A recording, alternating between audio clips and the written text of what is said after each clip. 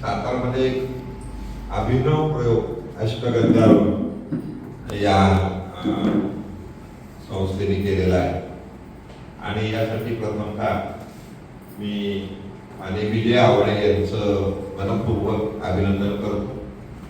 अजून आवडे आलेलं नाही, पण विजय आवडे हे इंजिनियर आहेत आणि सॉफ्टवेअर कंपनीमध्ये आहे आणि विशेषतः आज आनंदाची बाबाशी की स्टेजवर असणारी सगळी मंडळी की समाजाला काहीतरी देण्यासाठी जे काम करतात त्यातले आहे.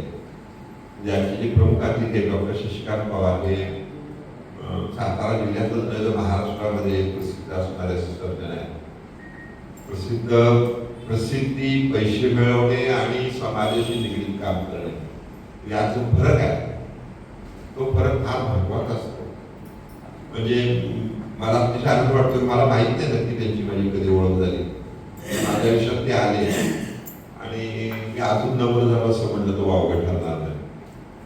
मला आठवतंय की मी बऱ्याच वेळेला त्यांच्याकडे जेव्हा जातो आणि समोर मेडिकलमध्ये जातो तर बरेच असे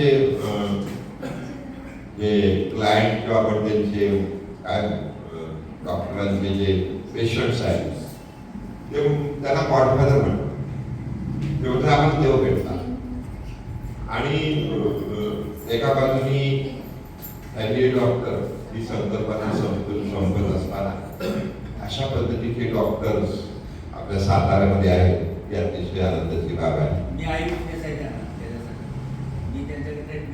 अरे वा, व्हेरी गुड, व्हेरी गुड. म्हणजे जसं विजय आवळेंचे शिक्षक आले होते तसे काळेंचे डॉक्टर. पण माझी मुलगी मुंबईला असते, मुलगा पुण्यात असतो. काय झालं की ते कुणाला फोन करतात मला जर लास्ट त्यांना फोन करायचं भेटून करा तुम्ही, काय प्रश्न नाही. पण मी काय सांगितलंय आज पण आतापर्यंत जे जे पाहुणे बोलवलेले ते सगळे असे निगडीत आहेत. दुसरे आलेले शेजवळ सर तिने एलबीएस कॉलेजच्या माध्यमातून स्वामी शिक्षण संस्थेच्या माध्यमातून प्रचंड काम आणि प्रचंड काम केलेलं आहे. ते विशेषतः दुर्बल घटकासाठी केलेलं आहे.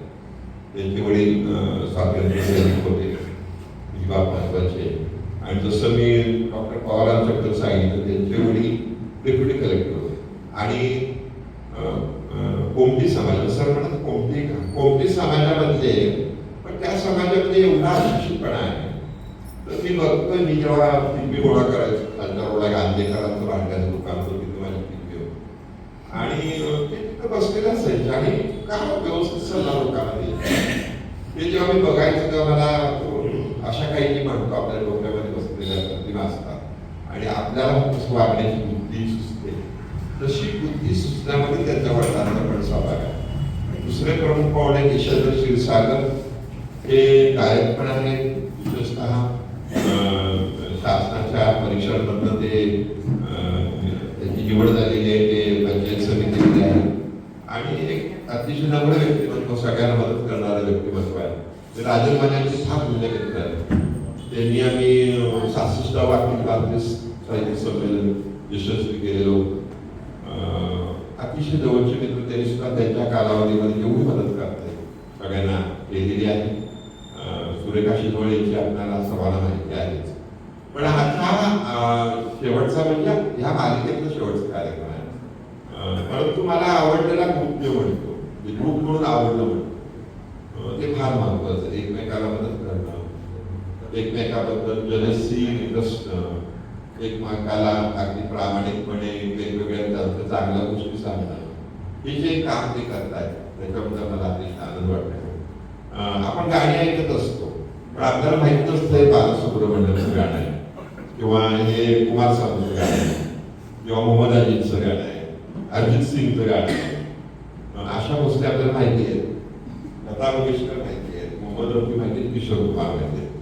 ह्या आठ आपण गायकांच्या कार्यक्रमामध्ये 4 अगदी अनमोल असे होते आणि मला लक्षात आलं की अरे हे गाणं माहिती आहे. इकडे कुमार सानू गाणी माहिती नाही, ते अरिजित सिंग यांचं आहे माहित नाही. किंवा अरिजित सिंग जेव्हा माहिती झाले तेव्हा सलमान खाननी त्याची कारकीर्द संपवण्याचा एवढा प्रयत्न केला पण ते पुढे गेले आणि आता अतिशय प्रसिद्ध आहे. आणि विशेषतः ते गरिबांसाठी अन्नदानाचं काम करतात. त्यामुळे हा जो भाग आहे तो महत्वाचा आहे. आपण ही नुसती गाणी ऐकत नाही, ज्यांची गाणी आहेत त्यांचं कर्तृत्व, त्यांचं समाजाप्रती असणारं माहिती ही सुद्धा आपण ऐकत असतो. मला असं वाटतं की माझ्या नशिबात फार वेगळ्या गोष्टी आहेत. जसं सर इथं म्युच्युअल फंडाची हे होतं काय एक ट्रेनिंग होतं, ते मला बसता येईल, हो म्हटलं बसता येईल, किंवा नशीब म्हणजे ऑनलाईन नव्हतं, ते ABCD असायचं. मला अजून आठवतं कोल्हापूरमध्ये होती, सातारा ते कोल्हापूर, माझा मुलगा शेजारी बसला होता आणि सांगत होता एक बरोबर आहे का, बी का, सी का. आणि तेव्हा मला सांगितलं होतं की काय नाही तिथं सोपा आम्ही तुम्हाला सांगणार आहे. आणि परीक्षेला काय सांगणार पण तयार नाही. ते मला 10वी 11वी आठवली त्यावेळेला, जो शेजारीचं बघायचा प्रयत्न करायचा, पण जे म्हणतो तसं. आणि मग आपल्याला जसं जवळ तसं केलं आणि त्यात पास झालं. पण मी त्या परीक्षेत पास झाल्यामुळं माझे 4 परदेश दौरे झाले. ताश्कंद झालं, ॲम्स्टरडॅम झालं, त्याच्यानंतर पटाया झालं, बँकॉक पटाया झालं, त्याचबरोबर आणखी एक देश झाला, दुबई झालं माझं. पण हा मुद्दा नाही. मुद्दा असा आहे की आपल्याला समाजामध्ये जेव्हा काही दिसतं तेव्हा घेता आलं पाहिजे. या ग्रुपच्या आधी मी चालू केलं होतं, पण या ग्रुपमध्ये जरा भीती कमी वाटते थोडक्यात. म्हणजे त्याच्यामुळे मी हळूहळू गायला सुरुवात केली. त्यामुळे प्रत्येक जण गाऊ शकतो, बोलत्या शब्दात का पण गाऊ शकतो, मजा घेतो. बाथरूम सिंगर सगळे असतात, परंतु हळूहळू त्यांना व्यासपीठ मिळवून देण्याचं काम ही संस्था करते. मला अतिशय आनंद वाटतो की त्यांनी हे आपली कार्यक्रम अतिशय ताकदीने केले. अतिशय काय म्हणतो त्याला, एक थीम होती, वेगवेगळी गाणी होती आणि लोकांना तिने आनंद दिला. आपल्याला कळेल तासाला हॉल भरलेला असेल, पण उशिरा लोक गाणी ऐकायला येतात, परंतु तरी सुद्धा मी या सर्वांचं स्वागत करतो. आणि आपण असंच पुढे जावं, पुण्यापर्यंत जावं, मुंबईपर्यंत जावं. तुम्ही याच्यामध्ये प्रगती करावी. गाणी गात असताना विशेषतः परीक्षा द्याव्यात. परीक्षा द्याव्यात का सांगतो मी, मला आठवते की माझ्या शाळेमध्ये ढोलकी वाजवणारे शिक्षक पाटील सर आणि पेटी वाजवणार कोणी नव्हतं. तर जिल्हा परिषदमध्ये एक जाधव म्हणून आहे, ते त्यावेळेला ती भरती असायची आमच्याकडं. ते म्हणजे आमचं शिपाई उद्या घ्या घेतो, तो मागोलकर म्हणून शिपाई जेव्हा आला त्याला म्हणजे तू पेटी शिकणार का, म्हणून शिकतो. आता नोकरीला लागेल पण शिकतो म्हणणारे भरपूर असतात. पण सर त्यांनी 7 गायले आणि नुसत्या दिल्या नाही, त्यांनी आमच्या त्या शाळेमध्ये मुलं डेव्हलप केली. त्यांच्या पक्षाला तो एक तर आहे तो खंडजोडे म्हणून जो आहे तो फक्त महाराष्ट्रामध्ये का असतो. त्याचा अर्थ असा होतो की आपण कुठल्याही वयामध्ये काही आपल्याला शिकू शकतो. मी पुन्हा एकदा या सर्वांचं स्वागत करतो. डॉक्टर शशिकांत पवार अतिशय बिझी असतात, या बिझी शेड्यूलमधून ते आले. शेजवळ सर सुद्धा बिझी असतात, बिझी असतात, ते आले. माने आलेले आहेत, विश्वनाथ क्षीरसागर आले. या सगळ्यांचं मी स्वागत करतो आणि या ग्रुपला शुभेच्छा देतो. अतिशय चांगला ग्रुप बांधलेला आहे आणि वेगळा ग्रुप आहे. त्यांनी असंच पुढं काम करावं अशी अपेक्षा व्यक्त करतो. मुकुल फडके या ठिकाणी आलेले आहेत, तेही बोलतील नंतर. त्या सर्वांचं स्वागत करून माझं प्रस्ताव संपवतो आणि या कार्यक्रमाचे विजय आवळे यांच्याकडे पुन्हा माहिती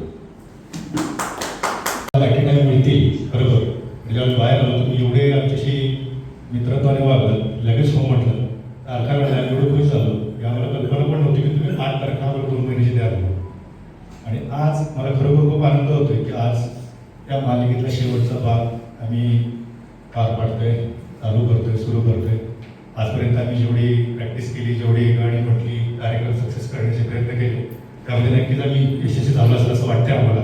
कारण भरपूर आम्हाला प्रेक्षकांची साथ मिळाली प्रत्येक कार्यक्रमात आणि आजही कार्यक्रमात आम्हाला तशी साथ तुमच्या सगळ्यांकडे हवी आहे. सगळ्यांच्या शुभेच्छा आमच्या पाठीशी राहू द्यात. कार्यक्रम नक्कीच आपण चांगला सुरू करूया.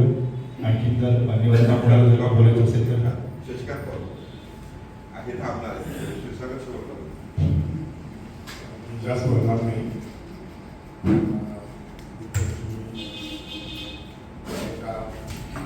माध्यमातून सर यांच्या सहकार्याने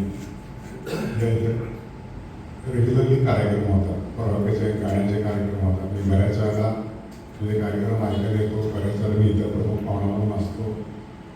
तर आजचा जो अगदी थीम आहे की SP बालसुब्रमण्यम हा बेसिकली साऊथ इंडियन गायक आहे, सुशिक्षित गायक आहे तो बेसिकली आंध्र प्रदेशमधला नेल्लोर या भागातला आहे आणि तो आणि इंजिनियर आहे आणि आता मला सर सुद्धा काहीतरी मी इंजिनियरच आहात तर ते सुद्धा गाणारे सुद्धा इंजिनियरच आहेत आणि त्यांचा चेहरा अगदी बालसुब्रमण्यम सारखा दिसतोय. त्यामुळे तुम्ही असं म्हणू नका शुद्ध बालसुब्रमण्यम आलेले आहेत ते पण गात आहेत. तेव्हा अशा पद्धतीने तो जो बालसुब्रमण्यम आहे तो फार प्रसिद्ध कन्नड, तमिळ, नंतर तेलुगू या भाषांच्यामध्ये तो पार्श्वगायक आहे. त्याला चांगली बॅकग्राऊंड आहे आणि दुर्दैव असं की त्याची अगदी म्हणजे काही त्याचा जो एंड झाला तो मात्र फार वाईट झाला. कोविड काळामध्ये तो फार शॉर्ट ड्युरेशनमध्ये कॉम्प्लिकेशन होऊन एक्सपायर झाला आणि त्याची गाणी सदैव आपल्या मनावर तो कोरल्यासारखी आहे. अगदी एक तुझे के लिए किंवा मैंने प्यार किया, सागर पिक्चरमधली म्हणजे गाणी सांगितली की जी काही गाणी आहेत ती अगदी एक्स्ट्राऑर्डिनरी गाणी आहेत. तर त्यांची गाणी आता आपण आपल्याला ऐकण्यासाठी फार आतुर झालेलो आहोत. फार वेळ न घालवता मी हे करतो आणि माझे दोन शब्द मी संपवतो आणि कार्यक्रम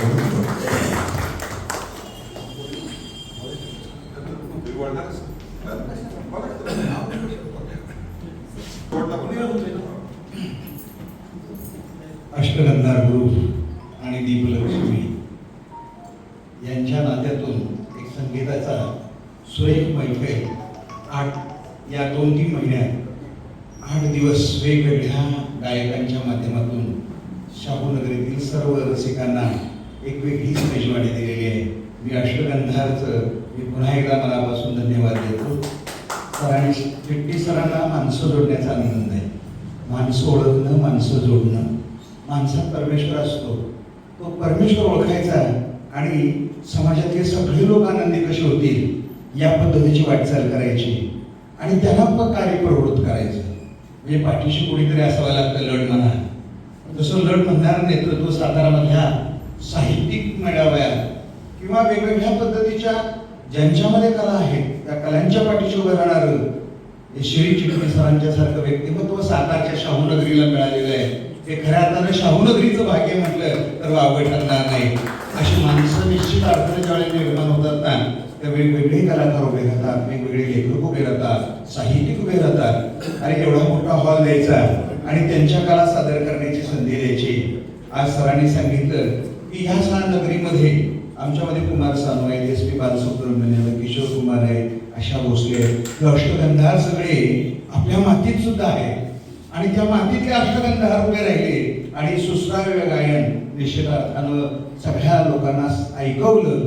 ते निश्चित अर्थानं एक कौतुकाचं आणि आनंदायी आहे असं मला वाटतं. आमचे मित्र पवार साहेब आम्ही शेजारीच देशमुख कॉलनीत राहायचो. जसे तुम्ही त्यांचे पेशंट होता ना, आमचे वडील सुद्धा त्यांचे पेशंट असायचे. म्हणजे खरं तर ही डॉक्टर मंडळी आहेत ना देवदूतच आहे. म्हणजे माणसांच्या व्याधी दूर करणारे देवदूत आहेत. ते देवदूत आपल्या वेगवेगळ्या शस्त्रक्रियेने करतील, नको तो भाग काढून जातील, पण माणसाचं मन चैतन्यानं फुलवणारे असतात ना तर आवडेसर आपल्यासारखी मंडळी आहे. या सगळ्या अष्टगंधार मंडळी आहेत ना ही माणसांचं मन प्रज्वलित करतायत, चैतन्य निर्माण करतायत, आनंद देत आहेत. साऊंड थेरपी म्हटलं जाते. खरं तर साऊंड थेरपी हा सुद्धा एक मेडिकलचा एक भाग येतोय. आमच्या देवळात गेल्यानंतर आपण देवळातली घंटा वाजवतो. पहा, घंटा वाजवली ना तर मन प्रसन्न होतं. मी शास्त्राचा प्राध्यापक म्हणून त्यावेळेला विचार करायला जातो. अनेक ठिकाणचे आवाज येतात पण तिथं प्रसन्न होत नाही. पण देवळातल्या घंटा वाजवल्यानंतर मन प्रसन्न का होता? तिथं वातावरण असू द्या पण घंटेचा जो आवाज असतो ना तो साऊंड आहे. त्या साऊंडची फ्रिक्वेन्सी आणि माझ्या शरीरातले काही ज्या अवयव आहेत त्याची फ्रिक्वेन्सी ज्या वेळेला मॅच होते ना त्यावेळेला 2 फ्रिक्वेन्सी मॅच झाल्या तर रेझोनन्स निर्माण होतो आणि चैतन्य निर्माण होतो. ते चैतन्य या गायकांच्या रूपातून आज खऱ्या अर्थानं या वेगवेगळ्या आवाजातून आमच्या सगळ्या रसिकांच्या मनामधलं चैतन्य आपण जागृत केलेलं आहे. निश्चित मी मनापासून अष्टगंधारला धन्यवाद देतो. आपल्या संगीत साधनेमध्ये सरांनी सांगितलं आता मर्यादित तुम्ही ग्रुप झालेला एकत्र आलेले आहे. आता इथंच थांबायचं नाही, इथंच थांबायचं नाही. आमच्या या असणाऱ्या दीपलक्ष्मीच्या सभागृहापुरतं मर्यादित न राहता आपण निश्चित अर्थानं ते शाहू कला मंदिरामध्ये जावं, हळूहळू पुण्याच्या रंगमंचावर जावं आणि वेगवेगळ्या राष्ट्रीय स्तरावर आमचे कुमार सानू आणि SP बालसुब्रमण्यन ज्या वेळेला गातील ना त्यावेळेला श्री चटणीस आणि आम्हाला समाधान लावे. सगळ्या कलाकारांना मी मनापासून धन्यवाद देतो. डॉक्टर साहेब आपल्यालाही मनापासून धन्यवाद देतो. आम्ही तर नेहमीचेच पाहुणे सरांचे झालोय. म्हणजे सेवानिवृत्तीनंतर काय करावं सर म्हटले तुम्ही यायचं सर बसायचं. मी म्हटलं अहो सर प्रत्येक वेळी आम्हाला तिकडं कधीतरी बसू द्या ना. ते नाही म्हणले सर तुम्ही इथंच यावं, इथंच बसावं, कारण तुमच्या येण्यानं ज्या वेळेला आम्हाला स्फूर्ती येते, बोलण्यानं स्फूर्ती येते. खरं तर आमचं शब्दच भांडार आमच्याकडे शब्दच आहे. शब्दच आम्ही देऊ शकतो आणि शब्दानंच तुमच्यामध्ये प्रेरणा आणि चैतन्य निर्माण करू शकतो. त्या चैतन्यातून लोकांची मनं प्रज्वलित करावीत आणि ती प्रज्वलित करण्याची ज्योत अष्टगंधारनं 8 दिवस चालवलेली आहे ना, ती अशीच अखंडपणे चालवत राहावी एवढ्या शुभेच्छा देतो आणि मी आपली सर्वांची रजा घेतो आणि कार्यक्रमात शुभेच्छा देतो. धन्यवाद. मी सर्व प्रमुख पाहुण्यांना विनंती